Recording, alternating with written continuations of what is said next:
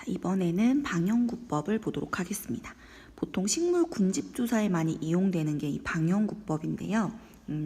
방영구법은 보통 가로 1m, 세로 1m 돼서 안쪽에 100개의 칸으로 나눠져 있는 틀이에요.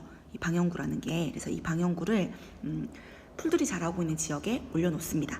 그리고 이 식물들이 방영구 안에 몇 개나 있는가, 그리고 칸이 몇 칸을 차지하는가, 이런 걸 가지고 밀도, 빈도, 피도 요 세 가지를 구해서 우점종을 찾고 그 다음에 거기에서 각각이 어느 정도의 지위를 차지하고 있는지를 구하는 게 방영구법이 되겠습니다. 자, 그래서 방영구법에서는 밀도, 빈도, 피도 이렇게 세 가지를 구하는데요. 얘네들이 각각 무슨 의미인가를 한번 봅시다. 첫 번째 밀도는 선생님이 지난 시간에도 얘기했듯이 얼마나 많은 개체수가 이 면적 안에 살고 있는가, 이것을 말합니다. 그래서 전체 면적분의 개체수 이렇게 구할 수가 있습니다.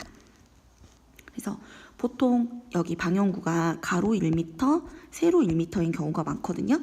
문제에 따라서 이 값이 달라지는 경우도 있지만 대체로 그래요. 자, 그래서 그 면적분의 개체수, 그러니까 즉 몇 마리, 몇 그루인지만 세주시면 되는 거예요. 두 번째는 빈도입니다.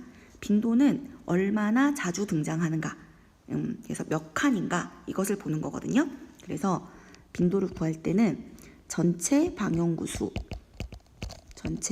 수분의 이 종이 등장하는, 출현하는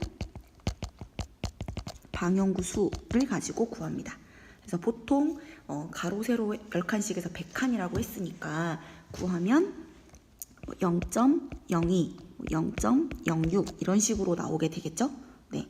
그런데 이 빈도를 가지고 상대 빈도를 구할 때는 전체 분의 그 다음에 이 칸수 곱하기 100을 해주거든요. 그러다 보니까 빈도는 그냥 칸수로 계산하시는 것도 나쁘지 않습니다. 그냥 0.02가 아니라 그냥 2, 6 이렇게 계산하셔도 상대 빈도를 구할 때는 문제가 없었어요. 네, 칸수라고 알아두시면 되겠습니다. 그 다음에 세 번째는 피도예요. 피도는 이 식물이 차지하는 넓이를 말하거든요. 그래서 원래는 전체 면적분의, 그리고 이 식물이 차지하는 면적으로 구해줍니다. 그런데 이게 딱 떨어지는 값으로 구하기가 좀 애매해서 일반적으로는 피도 계급이라고 하는 것을 사용하게 됩니다. 왜 구하기가 어려우냐면 식물종에 따라서 이렇게 세로로 높이 자라는 식물이 있는가 하면, 혹은 같이 하나라도 옆으로 이렇게 넓게 자라는 식물이 있어요. 그러면 밀도는 같더라도 피도가 달라질 수 있겠죠. 그리고 방영구가 한 칸이 이렇게 있는데 얘가 이렇게 애매하게 있거나 아니면 두 칸 정도에 걸쳐 있거나 이러면 피도를 구하기가 어려워서요. 얘가 전체 방영구의 몇 분의 몇을 차지하는가, 이걸 가지고 계급을 나눠놨습니다. 그래서 20분의 1 미만이면 1, 4분의 1 미만이면 계급이 2, 2분의 1 미만이면 3, 이렇게 해서 5단계로 나눠놨는데요. 이 피도 계급은 문제에서 아예 피도 계급을 주는 경우도 있어요. 계산하기 어려우니까. 아니면 조건을 줍니다. 그래서 이렇게 한 칸에 들어있는 경우 이 칸 전체를 차지하는 것으로 본다라고 하고 피도 계급을 같이 문제에서 주어주는 경우가 있죠. 그래서 문제 생긴 모양에 따라서 여러분이 문제를 푸시면 되겠습니다. 자, 그리고 제일 중요한 게 중요도예요. 중요도. 이 중요도는 이 군집 내에서 우점종이 무엇인가를 확인하기 위해서 구합니다. 우점종을 확인하기 위해서.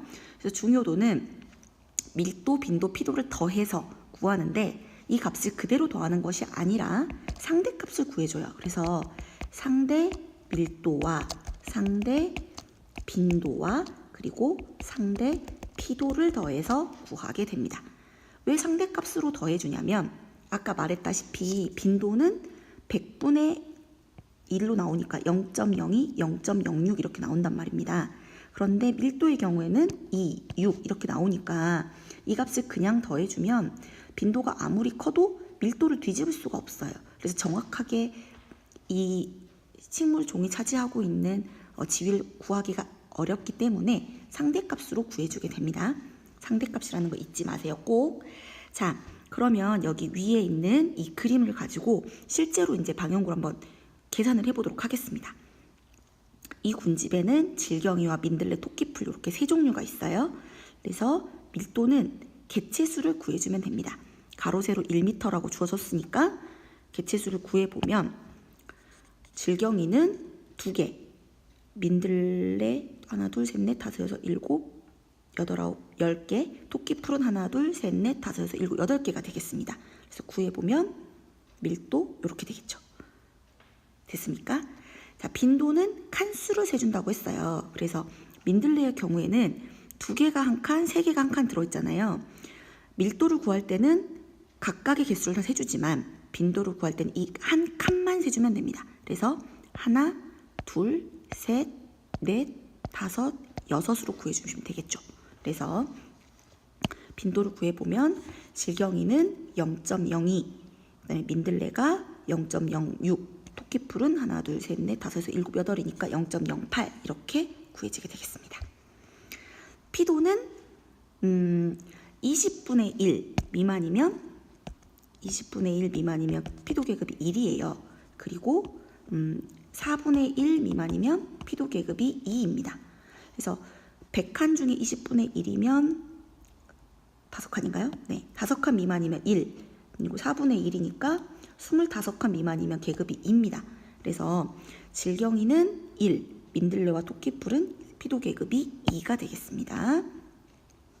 자, 그러면 상대값을 구해보면 되겠죠. 상대값은 전체를 더해요. 그래서 20분의 2 곱하기 100을 하면 됩니다. 질경의 경우에는 민들레는 20분의 10 곱하기 100을 하면 되겠죠. 토끼풀은 같은 방법으로 구하면 상대 밀도 값은 이렇게 나오고요. 상대 빈도도 마찬가지. 전체 더해서